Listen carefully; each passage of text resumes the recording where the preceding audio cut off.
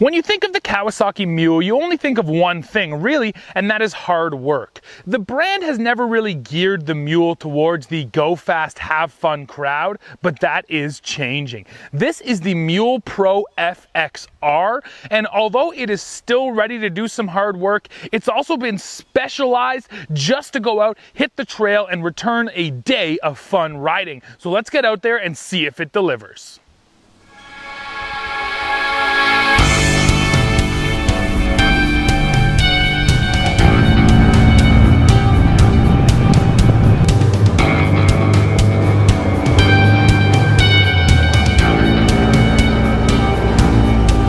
So the thing that sets this FXR model apart from regular Pro-FX Mule is the shorter length and wheelbase. This machine has a 79-inch wheelbase, a full 13 inches shorter than a regular Pro-FX model. And the overall length is also about 12 or 13 inches shorter, and you actually lose all of that length back here in the bed. So the regular Pro-FX has a significantly longer bed than this model does. But the thinking here by Kawasaki is that the shorter wheelbase is going to help this thing fit down some of those really tight trails. And I do have some tight forest trails here on the property. But first, let's go over some of the utility and storage story here. And then later on in the video, I'll show you how this thing fits into those tight spots.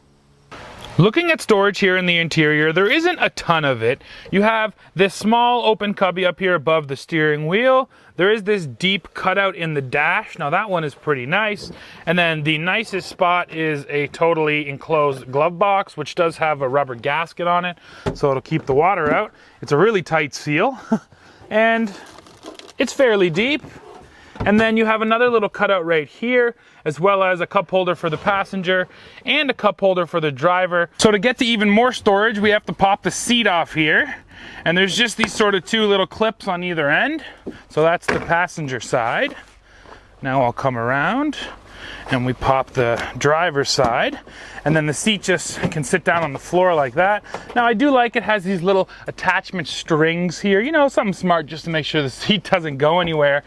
And then let me grab the camera here and I'll show you the storage that this reveals. So this is a Kawasaki accessory, but it is a huge accessory storage bin that sits right underneath the driver. And I'll show you here. This is a big full-size hitch receiver. It fits in there, no problem. And if I do stick my arm in, it's basically all the way to the elbow. So that's a huge box. It is nice to have that storage because everywhere else in here there isn't a ton of it. And then the other nice thing when the seat comes off is really good access to your engine. So now let's look at the bed here. And the first thing I want to say about this Mule's bed is that everything here looks and feels really heavy duty. They have these steel bars along the top, which makes for really good tie down points. There are these plastic kind of inserts here on the walls, and those are for different kinds of bed dividers, whether it's just a piece of wood you throw in there or something you actually buy from Kawasaki Accessories. Now, when I say heavy duty, that also applies to all the latches here. So first, the tailgate has these big steel latches, and when they're tight, when they're closed, this has a really tight fit, which is nice. So that flips down. Now same goes for the dump bed action latches, the latches down here on the side. They're real nice heavy duty steel. I will say though, compared to most utility models these days, you only need to go to one side of the bed to dump. On the Mule you have to go to both sides and actually unlock these handles. But then once both are open, you can come to one side. There is a nice gas assist shock, and it tips up just like that. Once again, revealing a lot of space down here to get to your engine as well. Now, the one thing I'm not totally sold on is this steel diamond plated floor. I mean, it feels tough and it will probably last a long time, but it's gonna get really scratched. And this one already is a bit scratched, especially if you're putting stuff like gravel back here. Yeah, it's, you know, this is a painted piece of steel. It's gonna get totally messed up. So while I do think that the longevity is there and it's gonna be tough for you, it's not gonna look good. This is the kind of piece that looks good in the showroom, but not in the real world. Oh, and one other thing in the back, this Mule Pro-FXR comes standard with this big, thick steel bumper. Now, it does sit kind of up tall, but it is also the furthest thing back on this unit. So that's the first line of defense. If you were to back into a tree or if someone was to hit you from behind, the bumper is gonna take most of that blow. Okay, now we'll hop in and look at the interior. So first, these doors, they certainly feel really light and kind of flimsy. They're just plastic, but they do give me protection basically up to my knee, and these doors along with the roof are actually standard equipment on this FXR model, and I do definitely like that. One gripe though, the door handle here is only on the outside. Other manufacturers are moving to a single door handle, but only on the inside. Because out here, it's bound to get covered in mud or whatever else you're running through. It could get damaged. Inside, it's just safer. You don't have to deal with it. Now, once I'm in here, the first thing you notice about the interior of this FXR is the seats. The padding here is just really, really thick, and it's really comfortable actually, really cushiony feeling. And then the steering wheel is kind of like that as well. It's this thick, cushiony feeling steering wheel, and both of these things come together to kind of give you this really kind of premium upscale feeling on this interior. Now, this thing is quite wide, 64 inches in total, so we have tons of space here for 3 passengers. I have lots of knee room. Leg room is not bad. I could use a dead pedal up here. I usually talk about that. I like a dead pedal. There is nothing down here in terms of, you know, angled flooring. This is a totally flat floor, but it's also not an absolute speed demon, so I think I can forgive them for that. Otherwise, ergonomics feel nice, you know. Even the shifter handle is kind of nice and cushiony and premium feeling. And then I have a parking brake. I love having a real parking brake, and here it is right here beside the steering wheel. Nice, quick, easy to access. I appreciate the positioning of that as well. Now, there's a little display screen down here in the center, and it gives you all the information you need. And one thing I like about it is that they tilted it towards the driver. So, you know, you're used to kind of having it in straight on, but this one's over here in the middle. But because it has that tilt, that angle on it, you can quickly glance and get whatever information you need. And then finally, you have 4 switches up here for the lights, the 4-wheel drive, and the locking rear differential. Again, really easy to reach right here at hand. So ergonomics in here are really smart for the driver. All my controls are in this really small little area right here, and I do really like that. Oh, and one other thing that contributes to the comfort is a tilting steering wheel. Now, one last feature before we hit the trail, the headlights. So you have your standard headlights, regular and high beams, but then what's really cool is you also have this set of LEDs, and they have 2 settings, regular and high. So first and foremost, this FXR is supposed to be about trail running, and we're just about to go do that, I promise, but let me spit all the numbers at you first before I forget. So overall length comes in at 121.5 inches, overall width sits at 64 inches, height comes in at 77.2 inches, and the curb weight here is 1,768 pounds, which is about 100 pounds lighter than the regular Pro FX. Now the wheelbase, as I mentioned, is 79.7 inches long. Ground clearance is also improved over regular models, about ½ an inch, up to 10.8 inches. The cargo capacity for the bed back there that we went over comes in at 1,000 pounds, and towing capacity sits at 2,000 pounds, and there is a full 2-inch hitch receiver back there. Okay, finally, that's all the boring stuff out of the way. Now let's go hit the trail.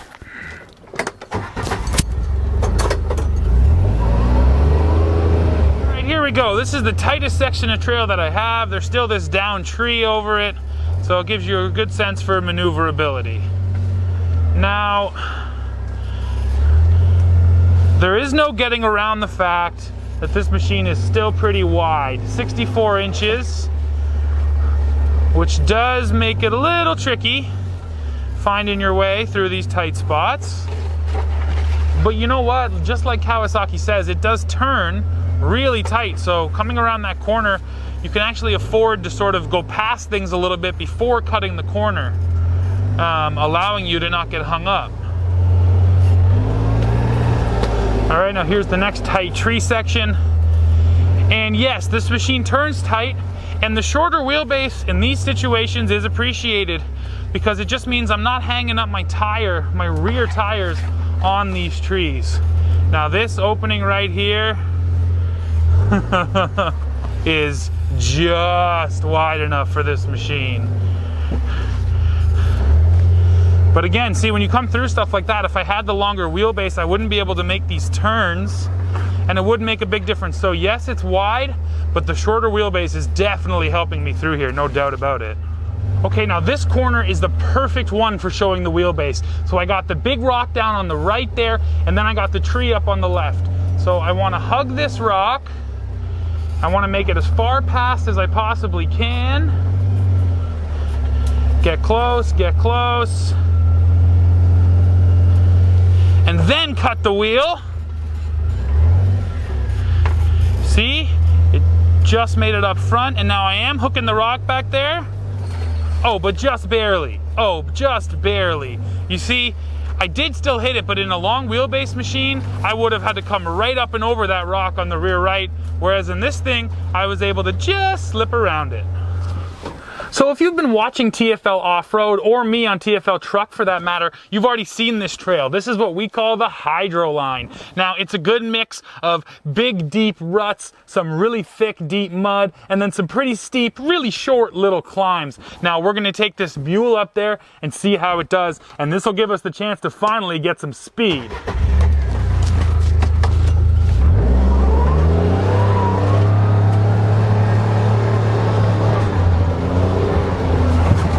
All right, here we go, guys. Getting ready to jump into that, which means let's go ahead and put this thing in four-wheel drive, and we'll even lock that rear differential to make sure we make it through.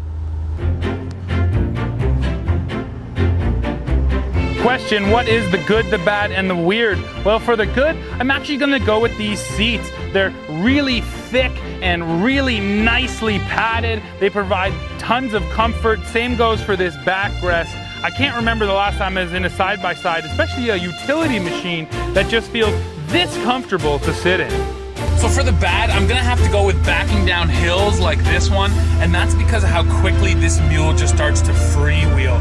So I take my foot off the brake in reverse, I tap the gas, and I can feel the pressure, it slows down, boom, and then lets go. And now it just totally freewheels and you just run away. And I have been backing a few trailers down this hill, and that's even more annoying because there's almost no back pressure or engine braking to speak of. You have to do all the work with the brakes. And for the weird, let me show you. You can open up this front sort of trunk here, just like that, and it gives you access right there to your coolant system. Down in there, there's some pre-wiring for accessories. You can also get to your lights, but there's no storage in here. In fact, there's even a little label there that says no storage, and that doesn't make any sense to me. This is a big space. You're telling me you couldn't somehow fit a storage bin in here? Just totally seems like a missed opportunity, and weird to me that there's no excess storage up here in this big front cavity. Well, crap, man. Here's a good way to ruin a day of riding. This is like a piece of steel cable which must have been left out there, and it has now embedded itself into the tire. Now the tire's not leaking yet, but I think it's about to be. Man, it's deep. Yep, there's the leak.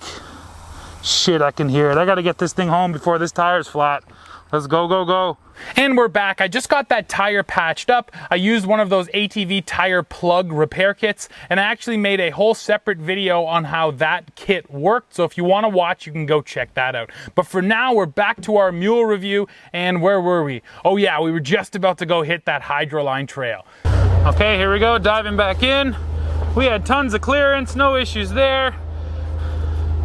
And the tires did get hung up for a quick second, but for the most part, they feel like they're grabbing really good.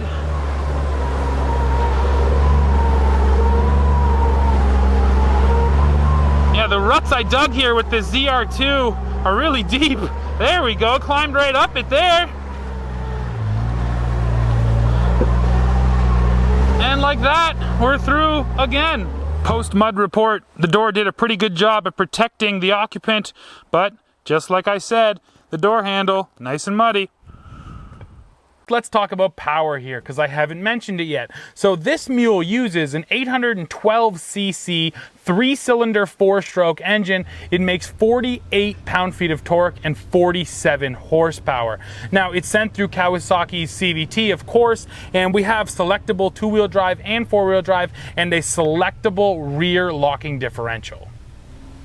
So I showed you why the short wheelbase is so good in this machine, but taking off down the hydroline at speed immediately showed me the downfall of it, and that is a lot of sort of front to back bucking like this when you're going over little berms or up those short hills, or even sort of jumping through the ruts, sort of over the ruts side to side. Yeah, you feel a lot of front to back, and because the wheelbase has been shortened so much, it just makes the machine more excitable and a little less smooth when it's cruising down the trail. The wheelbase is shorter, but the width here is still 64 inches, which gives this FXR really good lateral stability, and coming through the corners, it feels really planted and very solid. Now, suspension travel totals 8.7 inches, which is just okay, and that's the other sort of limiting thing on the trail. When you do want to get moving at speed, because you have sort of the front to back motion, and then the suspension is only eating up so much stuff, yeah, there is kind of a speed limit dictated by this machine. You hit a certain speed, it starts to get a little rough in here, and you don't want to push it any faster than that.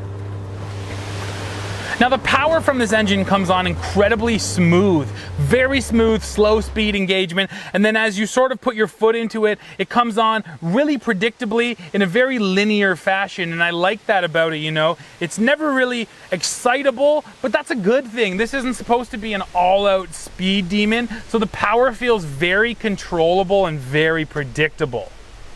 And a lot of that has to do with these 27-inch Duro Power Grip 2 tires, which did a very nice job of taking us through. When it comes to the power steering here, there are no settings, and it's a little over boosted for my taste, but it's absolutely easy to drive this thing, and it takes all of the trail shock out of the wheel. The noise, vibration, and harshness is really good here as well. The 3-cylinder is fairly quiet, but more than that, everything is just really smooth. You know, there's no vibration in the wheel, there's no harsh feelings through the chassis, there's no weird noises, you know, and all that comes together to give this FXR a nice premium feeling. So what does it all cost? Well, this machine as it sits has no accessories. Everything you see here is standard, and it costs $18,000 in Canada and $15,000 in the United States. Kawasaki also likes to boast about its 3-year limited warranty. So what Kawasaki has done with this FXR is they've taken the classic Mule platform and made it a little friendlier for trail riders, but it can still do hard work. However, if you do look at spec sheets, yeah, it can't tow the most in the segment, and it's not the quickest UTV in the segment, but here's something that I think is important to mention that won't show up on any spec sheets. Everything in this Mule feels really premium, whether it be the shifter, the steering wheel, the seat, those big heavy steel latches on the bed. This machine just feels overbuilt and really solid, so you come away feeling as though the Mule is put together a little bit better than some other side-by-sides out there. So as always, guys, come back here to TFL Off-Road, hit subscribe, and I'm gonna bring you the latest news, views, and real-world reviews. See ya!